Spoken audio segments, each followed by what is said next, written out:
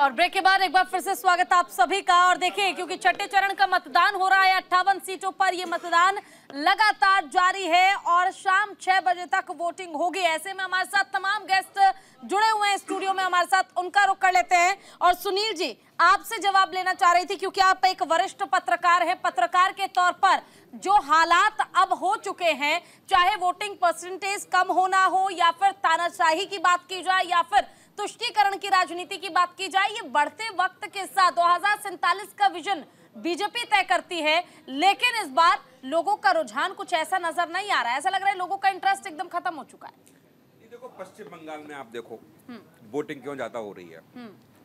जब कार्यकर्ताओं में उत्साह होता है और जब लगता है कि पक्ष और विपक्ष ईमानदारी से चुनाव लड़ रहा है जी, निश्चित तौर से वहां वोटर भी अग्रणी की भूमिका के आगे वोटिंग करता है। जब वोटर को लग ही नहीं रहा है कि चुनाव जैसी कोई चीज चल रही है। मैंने अभी भी कहा कि उत्तर प्रदेश में यदि 50 रैली योगी जी कर रहे हैं और 7 बार से ज्यादा यदि नरेंद्र मोदी आए, तब विपक्ष कहता है कि अब हम चुनाव में निकलेंगे। अब हमारा ब्लूप्रिंट तैयार हुआ चुनाव का, रैलियां कहाँ कहाँ होंगी। ऐसी स्थिति में क्या होगा? पश्चिम बंगाल में आप देखिए, चुनाव से पहले, चुनाव की घोषणा से पहले ही भाजपा और टीएमसी के बीच कितना घमासान चल रहा है और वो मुद्दे भी कार्यकर्ताओं को बीच कनेक्ट करने वाले हैं। पश्चिम बंगाल में जो भी चीजें हो रही हैं वो लोकतंत्र के लिए ठीक नहीं है, लेकिन फिर भी कार्यकर्ता बूथ लेवल पर जाकर के जहां गोलियां चल रही हो, बम चल रहे हो, पेट्रोल पंप का यूज हो रहा हो, तो वहां निश्चित तौर से सत्ता की लड़ाई दिख रही है।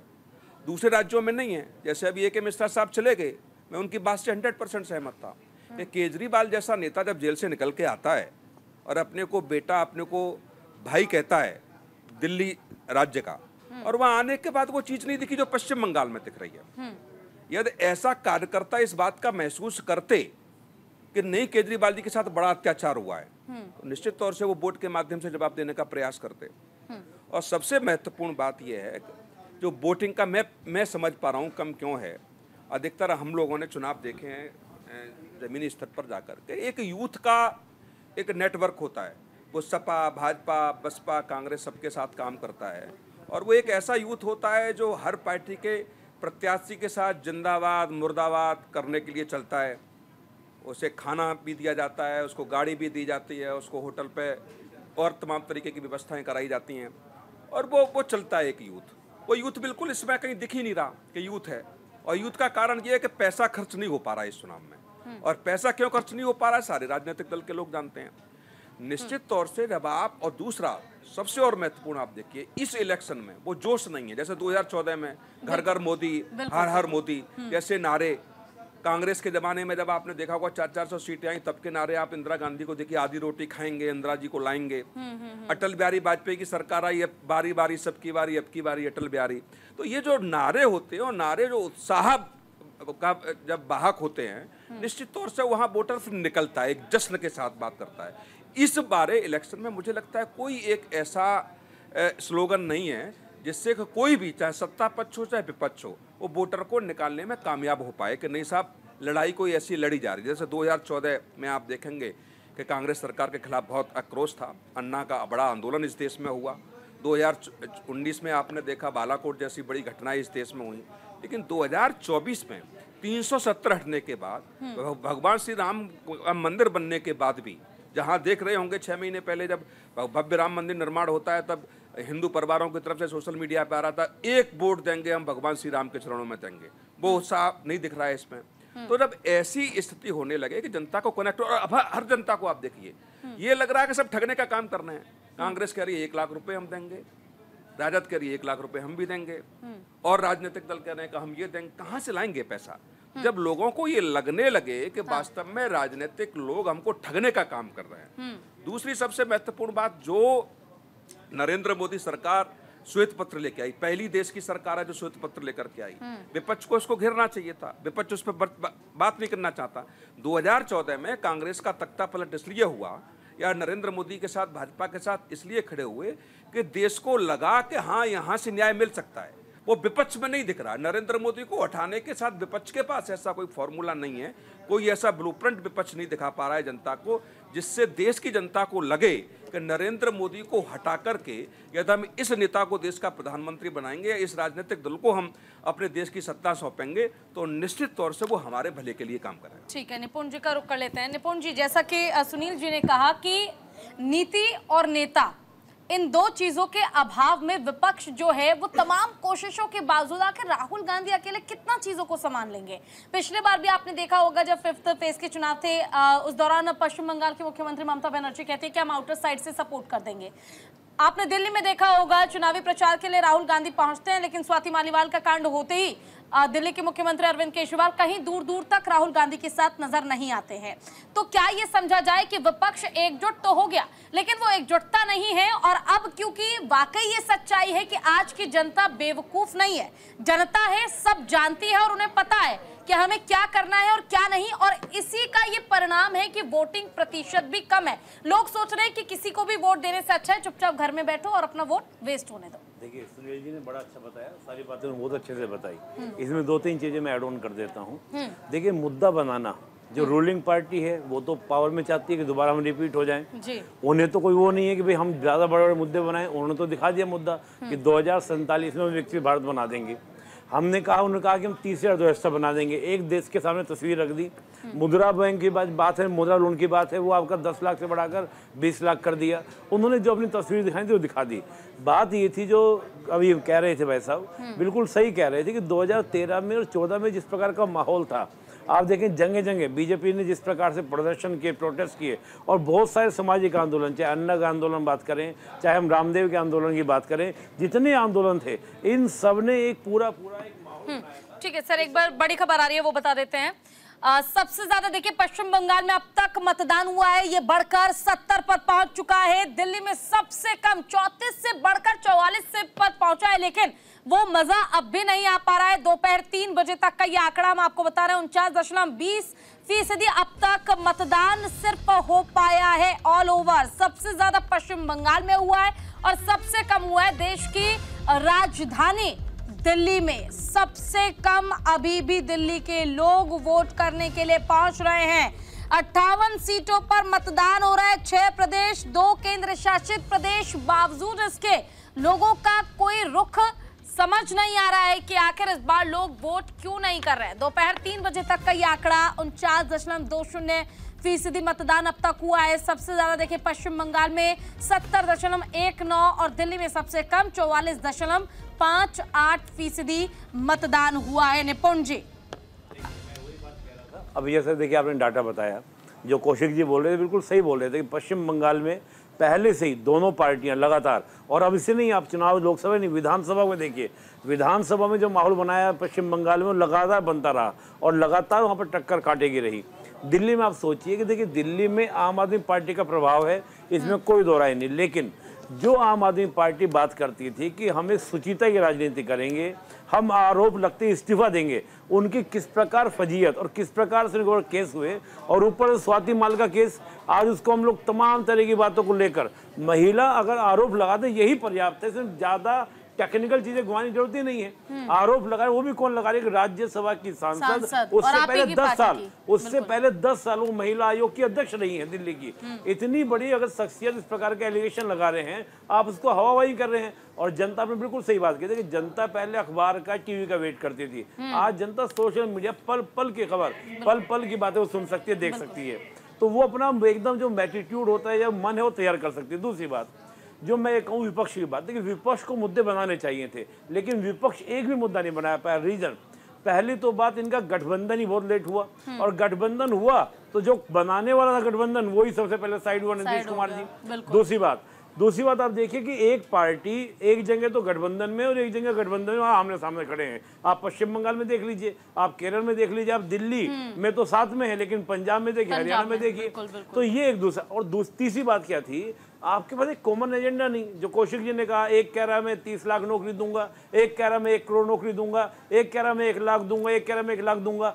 मैंने कई बार पूछा, कांग्रेस के प्रवक्ता से पूछा, आम आदमी पार्टी प्रवक्ता से पूछा कि भाई जितना आप वादा कर रहे हैं, आप बताइए कितनी महिलाएं हैं भारत में जिसको आप देने वाले हैं? 1 करोड़, 10 करोड़, 10 करोड़ को मल्टीप्लाई कर दीजिए 1 लाख से, कितना अमाउंट बैठेगा? उसको आप बजट में कहाँ से निकालेंगे? चिकित्सा से निकालेंगे, शिक्षा से निकालेंगे, डिफेंस से निकालेंगे, कहाँ से वो पैसे निकालेंगे? यानी कह सकते हैं कि ऐलान कर दिया गया है, लेकिन उसका पूरा प्रोसीजर क्या होगा, क्या रणनीति होगी, ब्लूप्रिंट क्या होगा, ये कुछ भी विपक्ष के पास नहीं है। यही तो बात ठीक है। शत्रुपा जी भी हमारे साथ जुड़ी हैं, बीजेपी प्रवक्ता हैं। शत्रुपा जी, आपकी तरफ आते हुए, देखिए पश्चिम बंगाल में सबसे ज्यादा अब तक मतदान हुआ है।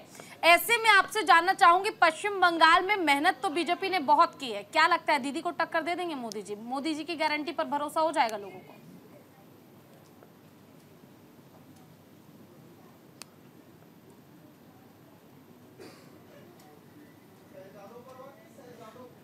हाँ, अब सुनाई दे रहा है? जी जी मैम बोलिए। हाँ, पूजा, मैं ये कह रही थी कि उसको प्लीज दीदी मत कहिए, मुख्यमंत्री है, हमारे लिए उतना ही काफी है। हम पूरा पश्चिम बंगाल के जो सिटीजन्स है, पूरा हम तंग आ चुका है उनसे, और सिर्फ बीजेपी कार्यकर्ता नहीं, आप देखिएगा कि पश्चिम बंगाल एकदम ठान लिया है और 70% के ऊपर वोटिंग हो रहा है। पूरा जो 6 फेज हुआ है, और हम आशा करते हैं 7th फेज में भी हम पूरा भारत में हमारा परसेंटेज ज्यादा, सबसे ज्यादा है। ये एकदम क्लियर है। हमारा मुख्यमंत्री जैसा हिंदू विरोधी, राज्य विरोधी, बांग्ला विरोधी और एकदम राष्ट्र विरोधी कार्यक्रम करते हैं, उनके मुंह से जो एकदम गंदा भाषा निकलता है, एकदम निम्न रुचि का भाषा निकलता है, हम बंगाली लोग हम तंग आ चुके हैं उनसे। हम ठान लिया है उनको तो निकाल के बे ऑफ बंगाल में फेंकता है। तो ये देखिए ताप आ रहा है, इतना 70% के ऊपर हमारा मतदान हो रहा है, और ये आगे होता भी रहेगा। और एक बात मैं कह दूं आपसे, ये जो अलायंस के बात तो हर कोई कह रहा है, हमारा यहाँ पे एक बहुत मजेदार चीज हो रहा है कि हमारा मुख्यमंत्री अलायंस के साथ है या नहीं है। अगर है तो अंदर से है या बाहर से है, ये सब चर्चा होता रहता है, तो हम भाजपा वाले हंसते रहते हैं। तो ये दोनों चीज है, तो पश्चिम बंगाल एकदम शेयर कर गया है कि तृणमूल और नेता लोगों को हटा के एकदम बे ऑफ बंगाल में फेंक देना है। ठीक है केके जी, देखिए कहा जा रहा है विपक्ष के पास, क्योंकि विपक्ष का साथ आप काफी दे भी रहे हैं और क्योंकि निष्पक्ष तरीके से आप बोलना भी चाहते हैं, तो जानना चाहूंगी, देखिए सुनील जी ने तो कह दिया, निपुण जी ने कह दिया, ना नेता है ना नीति है। बिना नेता और नीति के गठबंधन तो आपने काफी देरी में किया, उसके बावजूद आप चाहे पश्चिम बंगाल में देख लीजिए, पंजाब में देख लीजिए, हरियाणा में देख लीजिए, खाली दिल्ली में 3 सीटें दे देने से क्या समाधान हो जाएगा? बेड़ा पार हो जाएगा? लोगों को लगेगा हाँ भाई गठबंधन है, अब इनका सपोर्ट करना चाहिए। जनता क्या इतनी बेवकूफ लगती है आपको? अच्छा, एक चीज बताइए, जब सरकार जिसकी होती है उस सवाल उससे पूछा जाता है, कामकाज का हिसाब उससे लिया जाता है, या जो सत्ता में नहीं है उससे हिसाब लिया जाता है? आप जिस बात करते हैं, हरियाणा में किसकी सरकार है, देश में मैक्सिमम जब है कि किसकी सत्ता है, और बीजेपी की है, और 10 साल से राज कौन कर रहा है? बीजेपी। तो सवाल तो जनता करेगी, विपक्ष करेगा कि उसमें क्या काम किए, इनके काम की क्या हिसाब करना है। जब आएगा सवाल देश की बात, तो भी देश में आपने क्या किया। आप जो कहते हो कि विदेशों में डंका बज रहा है, आप जाकर देखो कि डॉलर का क्या रेट है, रुपया की हालत क्या हो गई है। विदेश में आप जाओ ना, तो ये खामोखा 50-100 आदमी, 1000 आदमी एयरपोर्ट के पास पैसे देके बुला लेते हैं, मोदी मोदी मोदी, सब भाड़े पे होते हैं, कुछ नहीं है। आप विदेश जाओ, आपका ये काम सर, ये तो पार्टी वाला भी करवा सकते हैं, ये तो फिर पार्टी वाला भी करवा ले, फिर गजब बात है सर। मोदी जी करवा दो, आपको मिर्ची क्यों लगा सर? आपको मिर्ची क्यों लगा? आप इसलिए मिर्ची क्यों लगा? आप एनआरआई लोगों को मोदी, अरे सर जो दिल से बोलता है ना, आप जहां मोदी जी जाते हैं पहले वहां पे मोदी मोदी करने वाले 600 बिलियन फॉरेक्स भाड़ा पे चिल्लाने वाले आप एनआरआई को बदनाम मत कीजिए। नहीं कैसे नहीं एनआरआई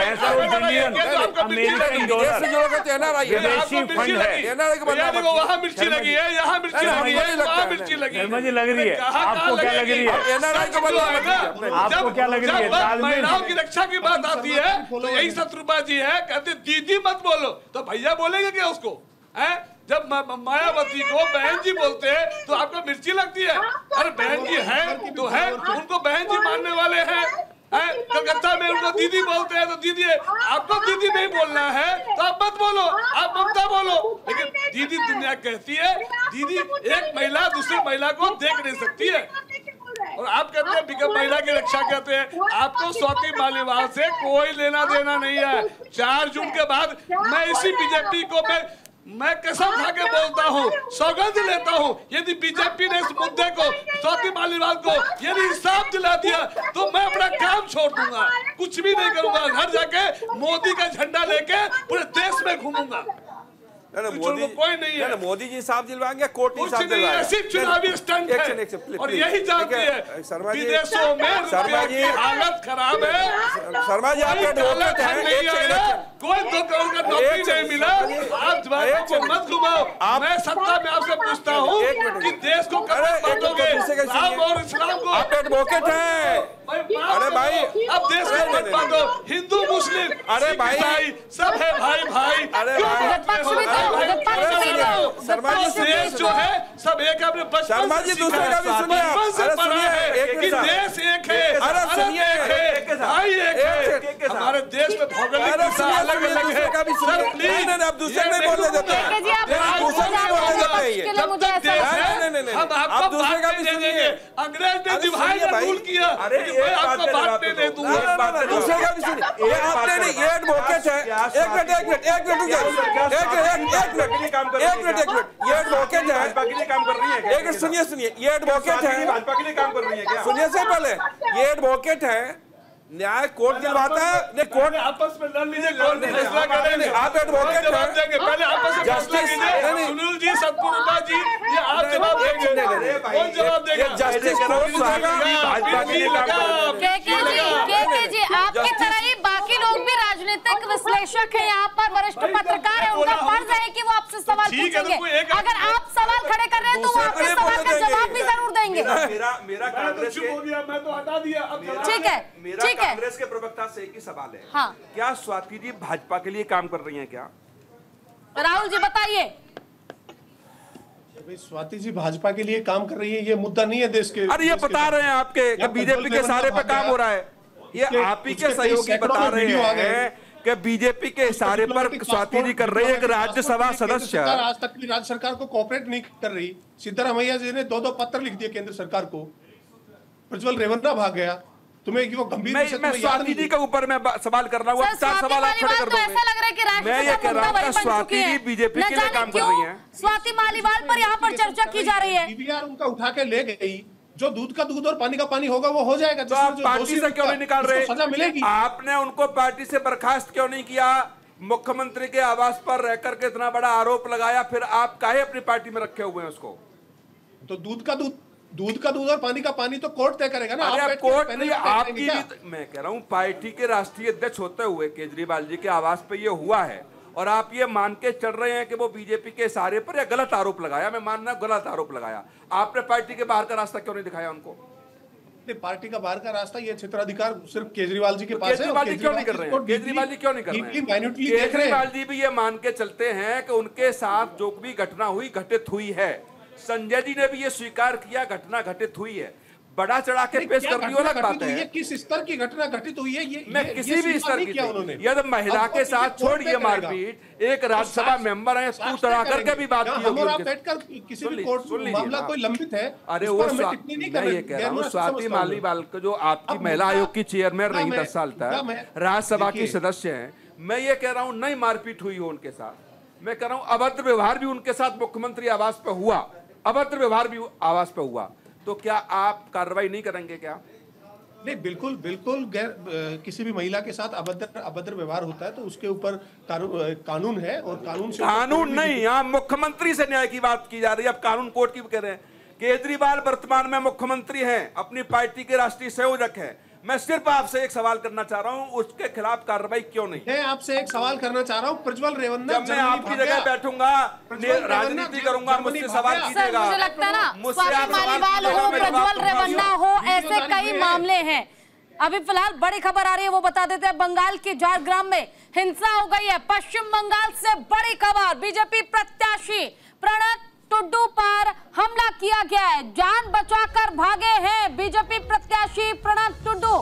बंगाल के झारग्राम में हिंसा हुई है। देखिए, पश्चिम बंगाल से इस तरह की खबर हर बार मतदान के दौरान है और पश्चिम बंगाल में एक बार फिर से हिंसा हुई है। यहाँ पर बीजेपी प्रत्याशी पर हमला किया गया है।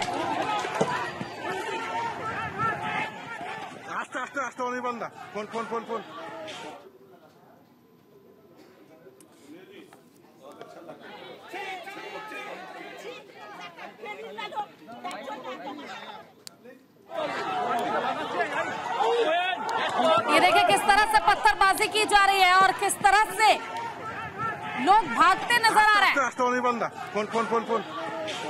स्थिति को कंट्रोल करने के लिए वहां पर प्रशासन मुस्तैद है, लेकिन बड़ा सवाल ये कि हर बार पश्चिम बंगाल से इस तरह की तस्वीर आखिर क्यों आती है चुनाव के दौरान।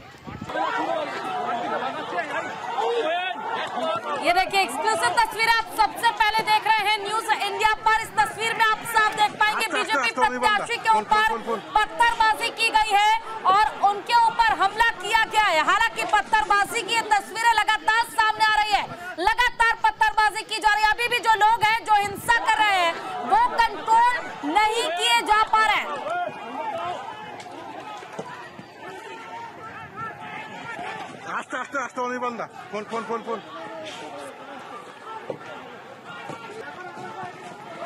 हमारे संवाददाता भी इस खबर पर जुड़ गए हैं, उनका रुख कर लेते हैं। क्या फिलहाल पूरा मामला, आखिर ये हिंसा कैसे शुरू हो गई? जी देखिए, जिस तरह से सवेरे से सब कुछ शांतिपूर्ण ही था, लेकिन छोटे मोटे खबर आ रहा था। लेकिन अभी क्या हुआ कि जब झारग्राम के उम्मीदवार जब खुद जा रहे थे, अपना एरिया जायजा कर रहे थे, उसी दौरान उनको रोका जा रहा था कई सारे एरिया में। उसके बाद उनके गाड़ी में उनका जो कन्वे था उसमें भी पत्थरबाजी किया गया था। इसके जो चलते हुए अभी तक जो सामने आया है उस पे कड़ी नजर रखे हुए हैं इलेक्शन कमीशन। वो लोग इसका डिटेल मांगे हैं, किस तरह से ये घटना हुआ और क्या हुआ है, इसके सारे डिटेल्स मांगे हैं, इलेक्शन कमीशन की तरफ से मांगा गया है। और इसके साथ साथ काफी भारी संख्या में पुलिस और सीआरपीएफ भी वहाँ पे आया है और घटना जो भी है इसको देखने के लिए फिर इसको क्या फिलहाल बीजेपी प्रत्याशी सुरक्षित हैं और इस स्थिति को कंट्रोल करने के लिए वहाँ पर क्या तमाम प्रबंध किए जा रहे हैं? क्योंकि लोग तो मतदान करने जाएंगे। जी, उनको सुरक्षा कर्मी वहाँ से अभी लेके गए हैं। फिलहाल माहौल शांतिपूर्ण रखने का कोशिश किया जा रहा है, लेकिन थोड़ा एरिया में तनाव फैला गया है और उसके बाद से अभी तक वहाँ पे भारी मात्रा में पुलिस और सीआरपी भी वहाँ पे पहुँच गए हैं। अभी माहौल शांतिपूर्ण बनाने की कोशिश किया जा रहा है ताकि और भी ज्यादा वायलेंस ना फैल जाए, इसको देखते हुए। क्योंकि अच्छा, एक सुंदर सबसे बड़ा सवाल ये है कि पश्चिम बंगाल से हर बार मतदान के दौरान हम ये तस्वीर देखते हैं, बावजूद इसके आखिर इलेक्शन कमीशन हो, पुलिस अधिकारी हो, जब प्रबंध की बात की जाती है तो आखिर प्रबंध क्यों नहीं किया जाता इस तरीके का कि इस तरह की हिंसा ना हो, बवाल ना हो, लोग आराम से मतदान कर पाए?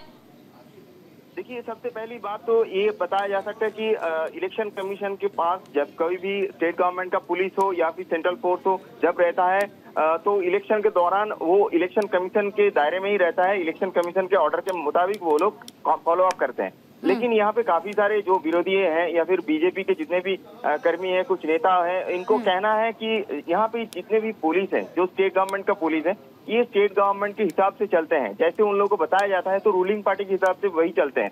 उसी तरह टीएमसी की बात अगर समझे तो टीएमसी कहते हैं कि सेंट्रल फोर्स जो आते हैं वो इलेक्शन कमीशन का बात नहीं, वो लोग सेंट्रल का जो लीडिंग पार्टी है, पॉलिटिकल पार्टी है, उनका बात सुन के चलते हैं। तो एक तरह से एक दूसरे के ऊपर पत्थरअप करते हैं। लेकिन हम लोग देखते हैं कि जिस तरह से ये जो घटना होता है, जैसे कि हम लोग लास्ट जो 5th फेज का जब इलेक्शन था उसमें भी देखा कि जैसे ही घटना होता है तुरंत वहाँ पे क्विक एक्शन टीम पहुंच जाता है ताकि घटना और बड़ा ना हो जाए। तो इसको संभालने के लिए भी, क्योंकि हर 1 किलोमीटर में बहुत सारे पुलिस ऐसा लगाना संभव नहीं होता है, लेकिन इलेक्शन कमीशन कोशिश कर रहा है जो कि पहले से थोड़ा बहुत कंट्रोल है। लेकिन अभी का जो माहौल है, देखिए, इसमें एक पॉलिटिकल पार्टी दूसरा पॉलिटिकल पार्टी के जगह में अपना एरिया कवर कर रहा है। तो उसमें जब कोई चेंजेस होता है तो इस तरह का वायलेंस ज्यादा फैल जाता है। और ये हम लोग 2021 से देख रहे हैं, एक के बाद एक होता जा रहा है। देखिए हम देख पा रहे हैं कर्मी हैं जिन्हें बहुत गंभीर चोट लग गई है, सर फट गया उनका। अब ऐसे में बड़ा सवाल ये उठता है कि लोग डर के मारे घर से तो बाहर निकलेंगे ही नहीं मतदान करने के लिए, उनके लिए भी तो कोई प्रबंध होना चाहिए। पता चला बेवजह वो भी शिकार होगा इस पत्थरबाजी का। देखते हुए क्यूआरटी और जो क्विक एक्शन टीम, इस तरह से खास करके क्विक एक्शन टीम। ठीक है, हमारे साथ बीजेपी प्रवक्ता शत्रुपा जी जुड़े हुए हैं। शत्रुपा जी, क्या कहेंगी बार बार इस तरह की हिंसा और खासकर बीजेपी नेता हो या प्रत्याशी उन पर हमला होना? देखिए पूजा जी, ये इतना दुख की बात है कि हर बार पश्चिम बंगाल जब नेशनल टीवी पे आता है ऐसे कारण के लिए आता है। लेकिन इस बार खुशी का बात यह है कि पहला 4 फेजेस जो हुआ है ऐसा बातें नहीं हुआ है, लेकिन 5th फेज से हम देख रहे हैं कि लगातार हिंसा का खबर आ रहा है। ये जो आप देख रहे हैं झारखंड का सिचुएशन है और हमारा जो प्रत्याशी है वो गए थे। आपको मालूम है कि चुनाव के दिन पूरा लोकसभा में कैंडिडेट और उनका जो इलेक्शन एजेंट है, ये दोनों का एकदम मैंने कोई रिस्ट्रिक्शन नहीं है, वो जहाँ चाहे वो जा सकते हैं। तो वो गए थे क्योंकि बहुत सारे कंप्लेंट्स थे कि कहीं पे बूथ रीडिंग हो रहा था, कि अनवारंटेड क्राउड्स गैदर कर रहे थे। वो गए थे और पहले उनका गाड़ी तोड़ा गया, उसके बाद ये लोग घेराव किया और फिर तुरंत उनके ऊपर पत्थर की बारिश होने लगा। तब सेंट्रल को जो उनका खुद का जो सिक्योरिटी है वो जब भागना शुरू किया, उसके बाद शायद टीम आया है। ये जो मैं देख रही हूँ, लेकिन हमारे पास जो खबर है वो मैंने आपको बताया। मैं आपका जो रिपोर्टर है उसका रेफरेंस में मैं थोड़ा कुछ कहना चाहती हूँ। एक है कि सीआरपीएफ आते हैं, लेकिन सीआरपीएफ का जो गाइड करते हैं वो है स्टेट पुलिस। मैंने सोचे कहाँ जाएगा, रूट क्या होगा, गाइडेंस। ठीक है, राहुल सिन्हा जी भी जुड़ गए हमारे साथ, प्रवक्ता हैं बीजेपी के, उनसे भी एक रिएक्शन ले लेते हैं। राहुल जी, पश्चिम बंगाल में भारतीय जनता पार्टी शुरुआत से आरोप लगाती रही है कि उनके ऊपर हमला किया जाता है और कहीं ना कहीं ये तस्वीरें इस बात का प्रमाण करती हैं, इस बात का सबूत देती हैं कि जो बात कही जाती है बीजेपी की ओर से वो गलत नहीं है। इस घटना पर आपका क्या रिएक्शन? हाँ, उनका कैंडिडेट का और हमला हुआ और उस हमला में उसका जो गाड़ी का शीशा भी टूट गया, वो हॉस्पिटलाइज में भी हुआ। दूसरा अभिजीत गांधी जो हमारा तमलुक का प्रार्थी है, उनको भी तृणमूल का लोगों ने असॉल्ट करने की कोशिश किया। हमने देखा हमारा निमित्रा पाल मिदनापुर का कैंडिडेट, उसको भी असॉल्ट करने की कोशिश किया। एक्चुअली तृणमूल जब समझ गया जो चुनाव में हार रहा है उनका जीतने का कोई संभावना नहीं है और जनता को बहुत धमकाया, उन्हें वोट डालने नहीं जाने के लिए तो वोट डालने निकले और इसी से तृणमूल कांग्रेस एकदम अदर्ज हो गया। क्योंकि ऐसा जगह जगह पे संतराश, जगह जगह पे हमला इसलिए किया लोग वोट डालने ना आए, बीजेपी कार्यकर्ता डर से घर में घुस जाए, इस कारण ये सब किया। हम लोग इलेक्शन कमीशन से मांग किया, जो लोग ये घटना किया फोटो देख के सबके खिलाफ कड़े से कड़े। बिल्कुल राहुल जी, देखिए हम भी यही उम्मीद करते हैं कि उन सब के खिलाफ कड़ी से कड़ी कार्रवाई हो ताकि वोटिंग के दौरान जो हिंसा फैलाने की कोशिश की जाती है इस पर पश्चिम बंगाल में एटलीस्ट रोक लग सके। आपका बहुत बहुत शुक्रिया, आपने अपना कीमती समय दिया और हमारे तमाम गेस्ट जो हमारे साथ जुड़े उनका भी बहुत बहुत शुक्रिया। आप सभी हमारे साथ बने रहिएगा, आगे भी आपसे सवाल जवाब जारी रहेगा, लेकिन फिलहाल यहाँ वक्त छोड़ से ब्रेक का जल लौटेंगे।